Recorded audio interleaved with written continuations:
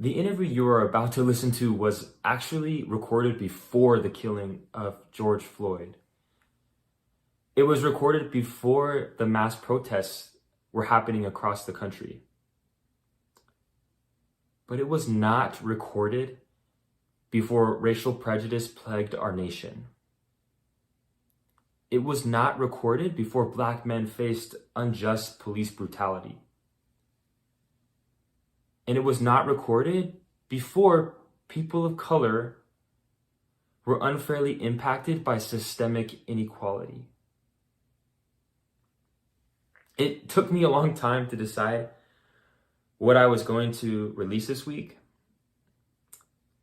And after playing with different ideas, I eventually decided on this interview. It's just that there's something to what he says about beauty. How our attraction to beauty is actually what motivates us to search for the truth and to be morally good. And then he shares what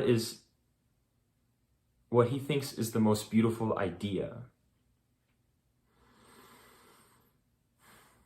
Something about it just strikes me at this time.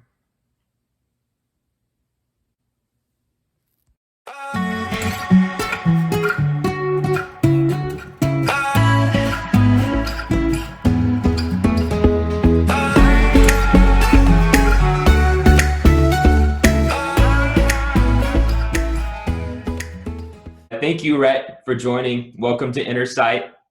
And I appreciate that you're able to do this with me.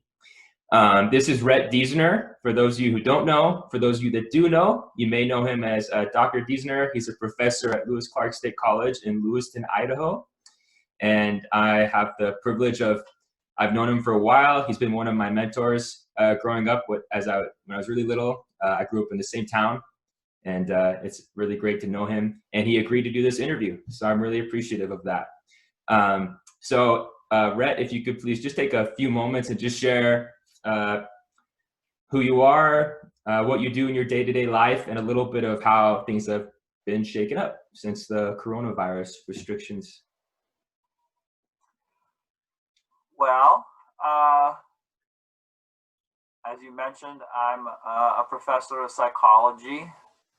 And I suppose in many ways that's a pretty fundamental identity for me. Although first and foremost, I'm a Baha'i, it's a more fundamental identity. And I try not to dichotomize my life and say, this is one part of me and that's one part of me. But my work is very important. It's my main form of service to humanity. And I really love teaching.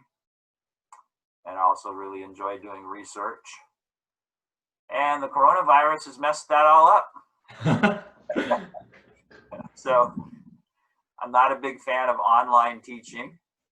I see it's often necessary and very helpful to people in some circumstances. Mm-hmm. Right in the middle of the semester, I had to change all of my classes from in-class to online. Sure. I had to use a platform I'd never used before. So it was a bit of a nightmare. On the other hand, I'm very happy we had that as an option, because without it, what would we have done? I couldn't have taught it all. My students wouldn't have got their credits. So yeah. I'm feeling grateful for it. Of course. And I know you were telling me once that you feel like your workload has gone from you've actually had more hours that you spend during the week on teaching, right? Since you've gone online. It is so true. I mean, initially it was all that struggle to get, materials online that were appropriate for my students' learning, and so it felt a long time. Partly because I wasn't familiar with it, so the learning curve. I mean, the first quiz I made took me 3 hours, and then it didn't work. But I learned from that, and so plus my my teaching style is to be very emotionally available to my students and to be able to give them a lot of encouragement and to help them engage them emotionally, because learning happens better under those circumstances.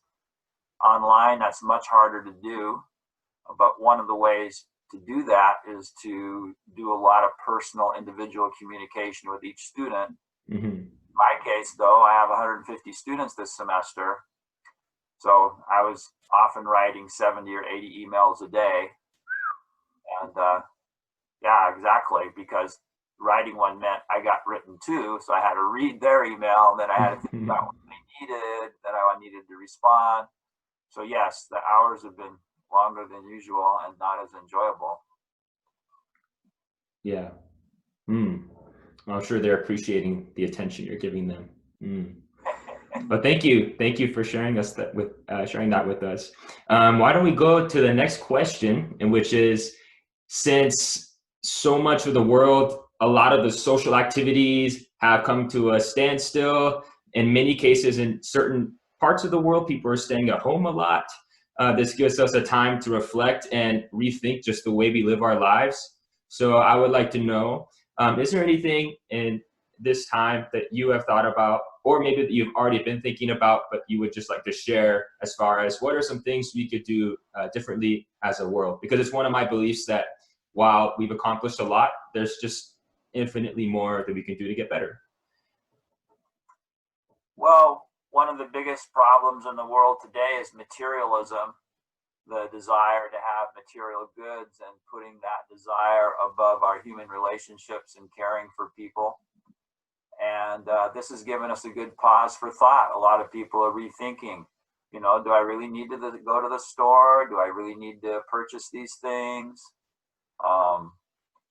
Plus, the consumer society is what's driving the pollution and environmental damage all over the planet. And I think a lot of people, that's also given them pause to think, well, I don't need to be such a consumer. I don't have to have such a huge carbon footprint.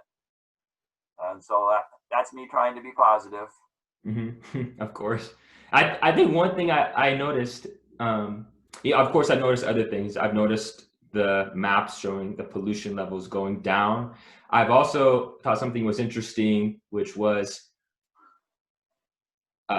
farms and places that produce food are having to throw away enormous amounts of food. And that has to do with the supply and demand and economics, which I kind of understand, kind of don't. But I know one part of it is that because restaurants are closed, all of this food that was originally going to them is like just not needed. But I don't know. I guess I'm saying that because I thought it was kind of interesting, because I also know that it just has to do with I'm correlating it with other things, but when you go to a restaurant, oftentimes you get like this large amounts of food that you don't necessarily eat all of it. But it's just interesting how that has changed, and like suddenly we maybe like don't really need as much of it. I don't know if that makes sense, but yeah, actually that gave me a little insight there, because I've been thinking I didn't understand this food problem either, because people still need to eat just as much as they ate before the virus. And in fact, right, people are joking all the time about the COVID-15, meaning the 15 pounds they're putting on, right, because they're sitting around at home. So it seems like food consumption should go up. But you just gave me a little insight, is yes, that food waste is huge in America and very huge in restaurants. Food waste in itself is a major contributor to greenhouse gases and carbon footprints and pollution. So cutting back on that food that's getting thrown away is another good thing. Now, the idea that, I understand they're killing animals without providing the meat to us, partly because there's been massive corona outbreaks in most of the meat packing plants. That's a pity. It's bad enough to raise animals in those horrible conditions, but then to sacrifice their life without them even being able to serve humanity that's extremely sad. Yeah. Sure. Yeah. What is something that gives, well, okay, I'm just actually going to come to this point here. I believe it's related. you asked me to watch this interview, which you had done actually with Rainn Wilson, and I was watching it. And interestingly enough, to give some background to you, because you probably don't know this, and also to the viewers, is that I remember that you had this focus of beauty, like you actually studied it, which years ago I thought was just kind of, it just went over my head. And I was like, that's just kind of weird, I guess is was my thought. Of course, I've grown in my understanding of like why you would want to study that. But I just want to share one thing about me personally, and then I'd like to ask you. But it's interesting because a little bit of a story, which I'll try and get somewhat short, is that growing up in life, I feel like I was fortunate to have people that either inspired me or pushed me to see like the potential that I have as a human being. Maybe starting with my mom, who always had hope in very difficult circumstances and always took care of us and found a way to keep things going. I believe that's probably the foundation right there. But then also I had friends, I had mentors, and that really helped me. And as I grew up, I graduated high school. I started to learn that not everybody has these same understandings about themselves and who they are. And in fact, not just individuals, but certain populations of people. And then I started to learn a few more things. I grew in love with this term, empowerment, which a lot of people are falling in love with, right? They use the word empowerment for so many things now. This idea that we're not just there to help people by providing goods or filling them with facts, but like we want to help them see that they are a protagonist. They have the power to change their lives, change their friends' lives, their community. I fell in love with that little by little. I still started to recognize that, especially young people, but truthfully, it could be any age. They have this ability to see justice, they see good in the world, and they really can distinguish. But then when they think about themselves being part of that process, they think like, why me? Or why would I be able to do that? Like, that's not really who I am. I'm not capable of that. And I feel like I have this conversation with a lot of young people. So I'm saying this because it was a parallel to me, kind of to how your journey went. But relatively recently, I started getting lots of quotes. I wasn't searching for them so much, but these quotes, often from the Baha'i writings, but also from other places, I started talking about our inner senses and how we see ourselves. There's a lot of levels to it, but how we have to develop our ability to see with our inner eye. And it's something that needs to be trained and awakened. And so that's honestly one of the reasons why I started this channel, was to start to get that conversation going, to see if I could contribute to helping, especially young people, but anyone, develop that so they can see within the world, but also within themselves, like the true potential they have. But here's the real kicker. I was realizing that this idea of being able to see and be attracted to beauty is part of this process. And then a few days ago, I was in this meeting and someone started reading the Midnight Prayer, which is a Baha'i prayer that, like the name suggests, typically we say at midnight, but it was 10 in the morning. And I was like, this is kind of weird. But then this is actually one of my favorite prayers. When they said it, I was like, there's probably a reason this was said, because there was a line in there, and this is where our two things merge, right? There is a line that says that you're praying to God to help you so that you may see the light of his glory and become attracted to his beauty. And so that was just like, it was a cool moment. And this was only a couple days ago, so I thought I'd share that. But that now brings us to our next point, which is that Dr. Diessner here spent a lot of time studying this concept of attraction to beauty. And as an educator, I'm actually really interested in how, with this idea of bringing about a new world, a new race of men that is able to create a world that is even better than the one we have to learn how to develop these more intrinsic ways of motivation in all of humanity, especially the young people. And one of those is being attracted to beauty. So I thought, Rhett, if you could share with us a little bit, like, what does that even mean? What is attraction to beauty? And then how do you see that? How can we collectively help to develop that?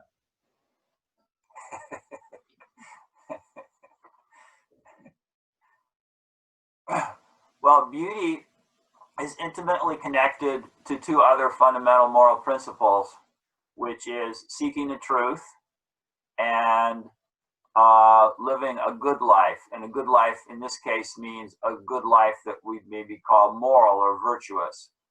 And these are the three most important principles in Western civilization: truth, beauty, and the good. So the attraction to beauty appears to be what helps motivate us for the other two central principles. So seeking truth is actually a form of being attracted to beauty, because truth is so much more beautiful than falsehood. And it's the same with morality. The virtues are what we call moral beauty. When we see someone sacrificing for others out of love, or using their courage to stand up for justice, these things move our hearts because we're attracted to the moral beauty of those actions. So all these three work together: seeking truth, being a good human being, and being attracted to beauty. But it appears that being attracted to beauty is the motivating force. As you mentioned, it's the intrinsic thing that our soul and our mind and our brain are born with. And then if we have a culture that supports that, it blossoms, and we're attracted to the truth, and we want to seek the truth, and we're attracted to becoming a good human being, and we admire the role models of people that have moral beauty. Yeah, and thank you. And I want to add too, I hope I'm not trying to like simplify. I also recognize this is something that you and others have studied for like a very long time. So there's no way we can address all of this in this interview, but yeah.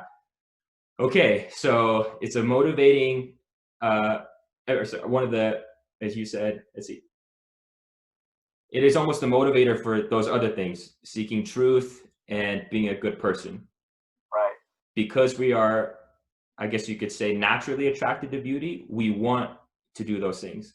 We recognize that, like, okay, yes. Okay, so then what are some ways we can develop this natural motivation? So like as an educator, for example, oftentimes, I'm going to use a very worldly example, I guess. We want kids to do their work. So we say, if you do this, at the end of the week, you put your score on the board and you get a piece of candy. Maybe that's part of just, little kids, but like, how do we start to develop that attraction? And even like the youngest members of our society, because if we don't start there, then like, I mean, yeah, if you're not working at the younger members of society, then there's not much hope for, the future, of course. Right. Well, one of the most fundamental ways to help students become engaged with their lessons is for the teacher to be engaged with the lesson. So a teacher that's teaching mathematics and loves the beauty of mathematics, they feel it in their heart, and then they express that unconsciously in many ways, but then they can also think it through and express it consciously. So their own attraction to mathematics will have a contagious effect on their students. I was just reading a psychology blog about that called the Engaged Sage, which is, if you want your students to get motivated, you have to be motivated yourself as a teacher. And you need to be motivated and engaged with the material that you're teaching to them. So if you find the lesson uplifting and attractive, the odds greatly increase as students find it attractive. If the lesson is not attractive, it's time to do some lesson planning. Nice. Yeah. Can you tell me a little bit about one thing you mentioned in your interview was beauty journals that you said you've done with your students at the college level? Can you tell us a little bit about that and what the purpose was behind those? Well, my intended purpose was to help people increase their general trait of appreciating beauty. So just as you mentioned earlier, when you first met me and I was studying beauty, didn't seem all that important. And as your life has gone by, you're starting to notice it's more and more important. That's probably an indication that your trait of engaging with beauty is slowly growing over your lifespan. And so my goal is to help students increase that more rapidly. So the beauty journal is this idea that we look for beauty in 4 different domains each day. So we're looking for something in nature that's beautiful, and then we write it down. And then we look for some artistic or design beauty, and we make a note of it. Artistic and design beauty can range from anything from a beautiful piece of music to a beautiful painting to some beautiful architecture. Anything designed has the potential to be beautiful. And then moral beauty, write down something you saw someone do that was beautiful. They helped the old lady across the street. Yeah. And then this one's a little harder for people to grasp. I notice even my college students have a hard time with it. They come up with something, but this is looking at a beautiful idea. Like for me, one of the most beautiful ideas is the oneness of humanity. Yeah. But it's very interesting to see when you ask a person to write down a beautiful idea, what they'll come up with. It's very divergent. I don't quite get what you mean by divergent. Oh, well, a person will think a beautiful idea is any thought that they're having. Or like I had a student recently mention that something about gathering people together after the new campus election for the student body presidents and senators, and they thought up a very clever way to do that on Zoom that was not out of the ordinary, and they thought that was a beautiful idea. And I'm not saying it's not a beautiful idea, but it's just that people get a lot of diversity in what people think a beautiful idea might be. Of course. That might be great. Yeah. And you were saying also that there was studies that showed that this was successful at developing people's appreciation of beauty, correct? Yes. If you do a complete search of the research literature on what can help people develop their trait of appreciating beauty, this keeping beauty logs or a beauty diary is the most documented method that's been effective. Now, I'm not saying it is the most effective method. It's just if you look at the research, it's what comes up the most often as having had an influence. I see. There might be 10 ways that are better, but nobody's published anything on them. Makes sense. Okay. Well, why don't we have a few more minutes left, and I thought we could backtrack a little bit and conclude with you sharing a little more personally how you came to this focused, I guess, study. So, because I remember you sharing a little bit about it, but how did you get to the point where you were like, beauty is something I really want to focus on, and I see this as being very helpful for myself and for humanity? What was that like? Well, there's lots of different threads that went into that. Everything's multi-causal. But one turning point was 1998, and I was teaching in Switzerland at a small Baha'i-inspired university, and I was looking up material in Baha'i databases to include in my class where I wanted to integrate intellectual and academic knowledge with spiritual knowledge. And I was looking in the database and I put in various words for beauty, like beautiful or beauteous or beauty. And I realized there were about 1,000 hits. So looking across the writings of the Bab and Baha'u'llah and Abdu'l-Baha and Shaykh Effendi, all of a sudden I thought, 1,000 hits? This must be really important. Why is it so important? Why is it that beauty is mentioned so frequently in the Baha'i writings? So that was a big question mark for me. And so I began trying to understand that. Beautiful. Oh, there's that word. Okay, cool. Well, maybe I'll just digress. I don't know if this is a good conclusion or not, but I really have been thinking about it a lot, and I thought I would just share it with you because you mentioned how, studying the Baha'i writings was, or in your study of the Baha'i writings, you found this, and then you realized it's something that must be very important. I've been reflecting a lot on this idea that in one way, we have been created with God's qualities and God's attributes within us.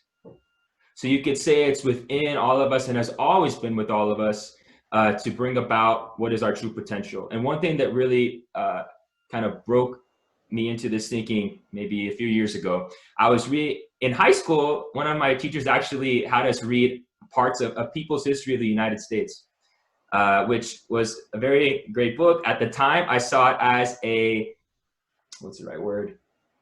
Kind of just a story about the plight of the oppressed. I read a couple chapters. Certainly that theme is in there, but later I read it again, the whole book. And I realized that one of the main themes is actually that it was going against this argument that we started off, being okay with certain injustices, and then later on started to accept that these things were not okay. It was really sharing that all throughout history, there's always been people that have recognized that certain things are not okay, they're not fair, and there have been people trying to stand up for those human rights. So I've been reflecting on this a lot because the Baha'i faith is one of my, I guess you could say, this is it. This is really the crux of what I'm trying to say. It's like a guiding light. And so I've been reflecting on this, and I came up with this imagery for me, I'm very thankful to have this, especially since some experiences I've had where I see a lot of pain. I feel a lot of pain for certain injustices that I've seen in the world. And to be able to have this guiding light is really helpful. And this is the image that I had in my head. It's like you're traveling, for some reason you're going in the jungle and you're like on this journey, this trek, but it's nighttime. And for a lot of the time you're just walking through, you kind of get the idea. But every once in a while, or maybe more often if you choose, you peek your head out to some place where you can see the sky and you look at the North Star to make sure you're like going in the right direction. And so I just, I don't know, I just think about that. And of course, I'm thankful, to have these teachings. And I think being able to use our scientific minds and come up as humanity with these new methods and ways, it's just wonderful. And then I'm also appreciative to have this complementary thing where we're able to go and seek out that star, which to me is the Baha'i faith. And so, yeah, anyway, I just been thinking about that. Thought I'd share it with you. Appreciate it. Perfect metaphor. Thanks. All right. Well, Rhett, Dr. Diessner, it's been really great to have you. And I hope you guys enjoy this interview. And we will call it good. Keep looking for beauty. Thank you, Wyatt. I feel honored you interviewed me. Oh, You're a beautiful person. I love seeing you grow up, be a beautiful man. thank you. I appreciate that. I love you too, Rhett. Have a great day.